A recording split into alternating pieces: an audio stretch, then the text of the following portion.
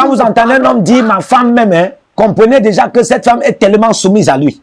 Cette femme le respecte.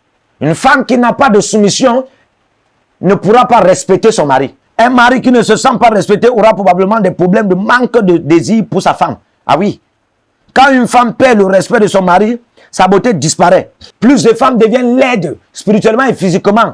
Même si tu es brune comme man, même si tu mets quel genre de parfum sur toi, même si tu mets quel genre de parfum, que ce soit le caribou, le taribou, le maribou, le 72 heures, hein, 92 heures, hein, 112 heures, bien aimé, il ne va pas t'aimer.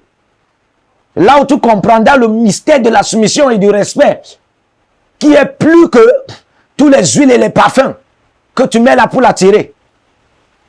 Prépare ces beaux repas comme tu veux, tant que tu ne l'es pas soumis, tant que tu ne le respectes pas. La soumission est au-delà de laver les habits d'un homme. La soumission est au-delà, hein, de préparer pour un homme. La soumission est au-delà d'ouvrir les pieds à un homme. J'insiste sur le fait que la femme doit être propre. Le matin, l'après-midi, le soir, elle se lave pour son mari. Elle doit être propre. Il y a des femmes brunes là qui ne se lavent pas parce qu'elle dit qu'elle est brune. Oui, la majorité des femmes brunes là ne se lavent pas. Je suis désolé, les femmes brunes. Et nos soeurs là, elles ne se lavent pas, elles brunes, elles ne se lavent pas. Elle va mettre les parfums, elle tuer brille. Certains, c'est les poudres sur la face. Si tu entres profondément dans sa vie, tu vas te rendre compte qu'elle est franchement sale. Comment une femme passe son temps à mettre la poudre sur sa face, hein?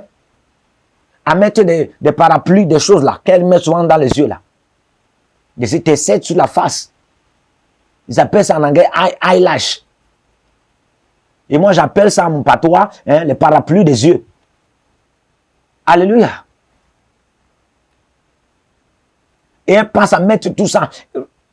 Crayon rouge, crayon bleu, crayon noir, tout ça c'est quoi?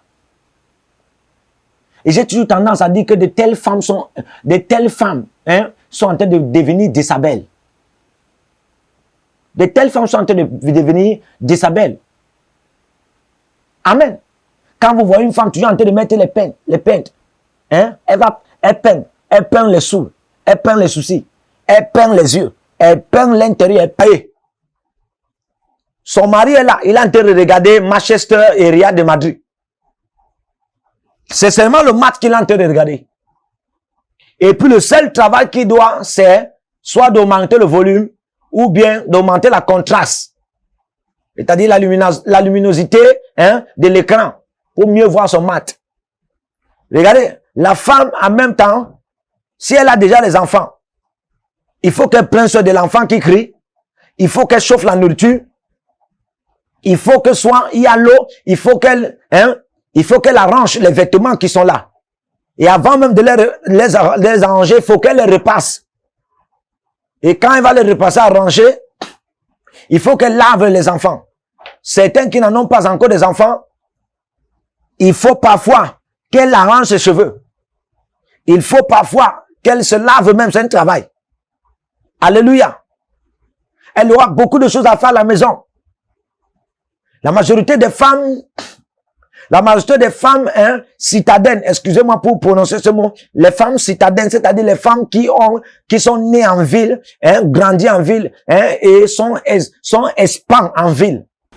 Certains de vous, vous avez marié les voiles. Certains de vous, ce ne sont pas les femmes, c'est les voiles que vous avez mariées.